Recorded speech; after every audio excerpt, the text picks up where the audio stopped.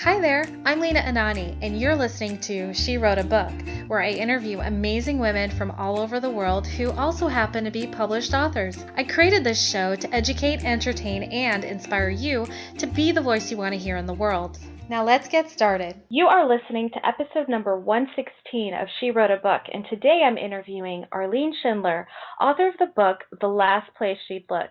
The Last Place She'd Look is an uproarious novel about a self-help writer anxiously facing a milestone birthday by compulsively searching for a serious relationship.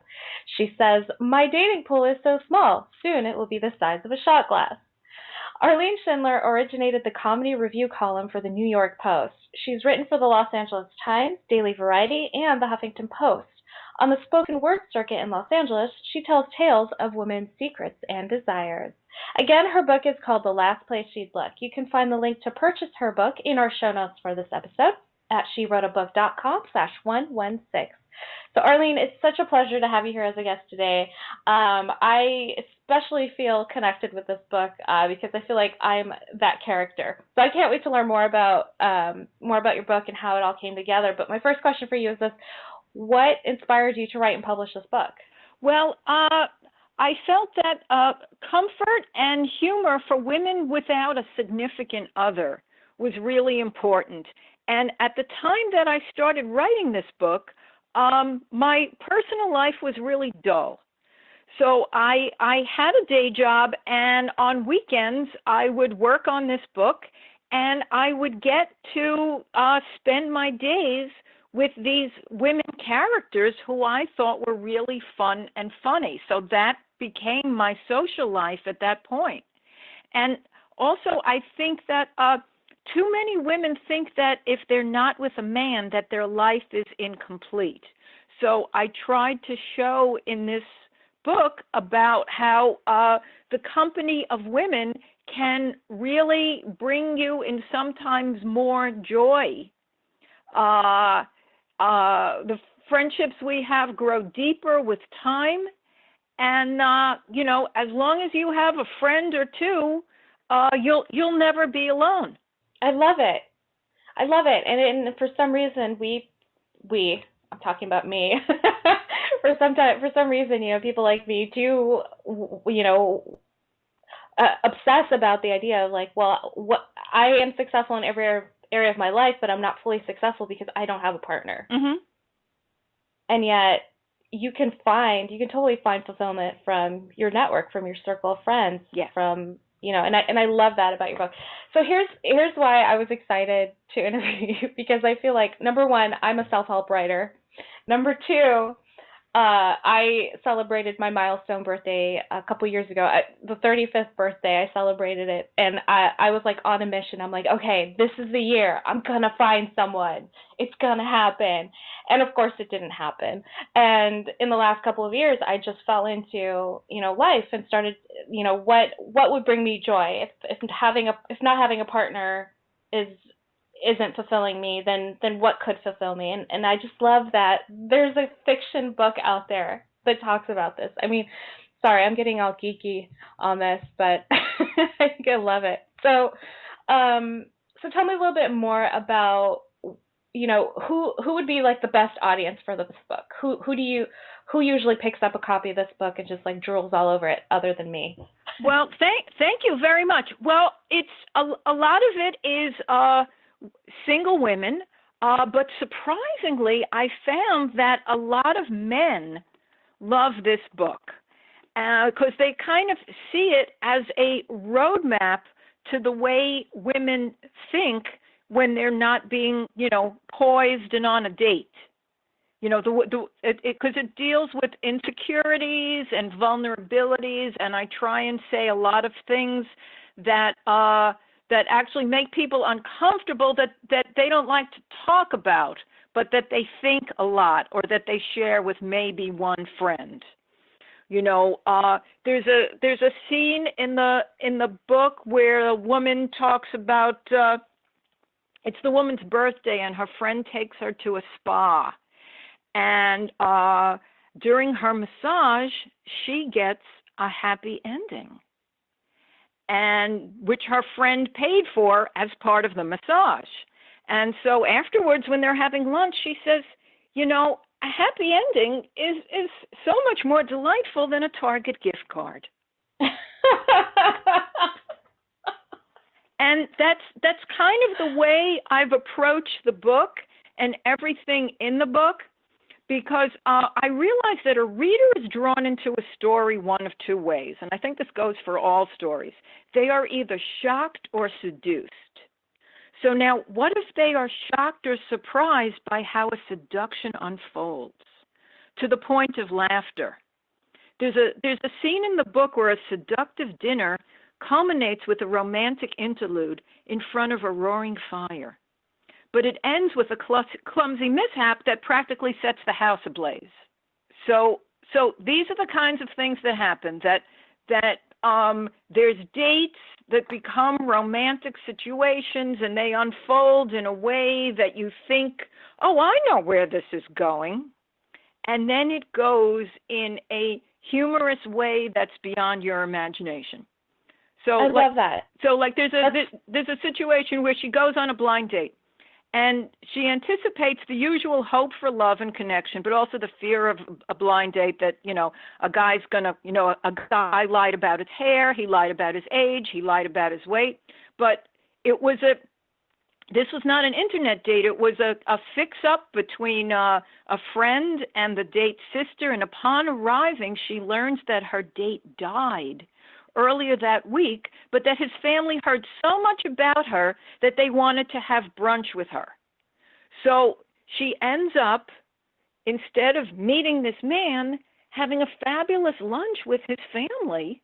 And then, you know, afterwards, she had a good time, but then she's overwhelmed with the remorse of that she, you know, if she actually met this guy, if this guy was alive, these would have been his family, and she would have been, you know, connected to these people that way. So there was that kind of frustration, you know, beyond your imagination of a traditional blind date. So there's a lot of situations in the book that you think are, you know, things you saw on Sex and the City or things that happened to you and your friends, but they usually go in a more disastrous or humorous way, or humorous disastrous, if that can be a hybrid. And absolutely. That's so those are the kinds of things that happen. I love it. I love that you have this unique take on it. It's not predictable. It sounds like it's completely entertaining. For, you know, the fact that it's not predictable keeps you engaged. You know how Amazon lets you see how quickly people read your book? Mm-hmm. Have you looked at those stats and seen, like, how can you tell if people never put your book down? No, I haven't. I actually have not been able to find those stats. Maybe you can help me figure that out at a later date. I'm just aware of sales, and I'm just aware of people's comments on Amazon and on Goodreads. The book's also on Goodreads. And, you know, I'm just amazed at how excited men get, how enthusiastic they get. My accountant looks at me with new eyes, and it's easier to get an appointment. So yeah. So who knew that would be a byproduct of this book coming out? I love it. So aspiring authors who are listening to this episode, there's your motivation to write a delicious book. Yeah, get in good with your accountant. Yeah, absolutely. Because that relationship, I think, is the most important relationship you can have. Yeah. Awesome. So you know, the storyline and all of the unpredictable turns that it takes, and all the sexiness in your book. I mean, it sounds like it's set up to be a movie someday. Is that something that you've thought about, like turning it into a screenplay and hopefully seeing it on the big screen? Yes, it is. I mean, it's something that I've thought about, or maybe even something that Netflix or Amazon might be interested in.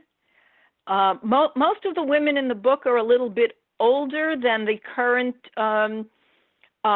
you know, slew of popular actresses, but I'm hoping that will be be changing. And one of the things that I talk about is that women of any age are really sexy, and that as women get older, that they become more confident, and that this is one of the secrets of seduction. You know, most men like women who are like 18 to 23 who don't know anything. And I learned that in your 20s, you spend a lot of women spend time working on their bodies. In their 30s, they spend time working on their mind. And then in their 40s, they kind of they're at peace with themselves. And then in their 50s, they're at home with themselves. And, you know, in their 40s and their 50s, that's when women really grow into the beautiful, fabulous creatures that they were meant to be. So things are going to be getting better. I love it. Oh my gosh. I love it. So how old is the main character in the book? The main character is actually turning 50. Oh, that's okay. So 50 is her milestone birthday. Yes. Got it. Yes. Oh, that's awesome. I love it. And some of her friends are younger and some of her friends are older. There's definitely a market for that. I really believe that Hollywood should consider making this film. Good. I mean, look at the success of, is it Grace and Frankie? Yes. On Netflix? I love that show. I freaking love that show. My friends love that show.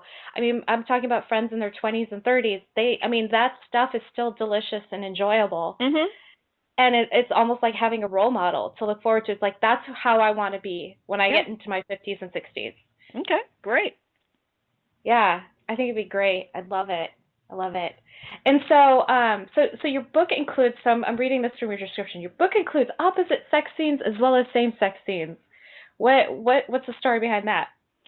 Well, I think that in exploration, and for women who are hungry for appreciation, that it's good to be responsive and open to deeper, intimate experiences with women you know, love, and admire. And so just like having bad experiences with men and good experiences with men in the book, she also has bad experiences with women and good experiences with women. Very cool. Awesome. And so my last question for you is this. What do you love most about being an author? The ability to tell stories, and also the way the way that other people's enthusiasm reflects back to me when they read the book, when they enjoy it, when people say, "Oh, I love the characters," or "I laughed out loud," or "This really spoke to me." I mean, those are the things that are really rewarding.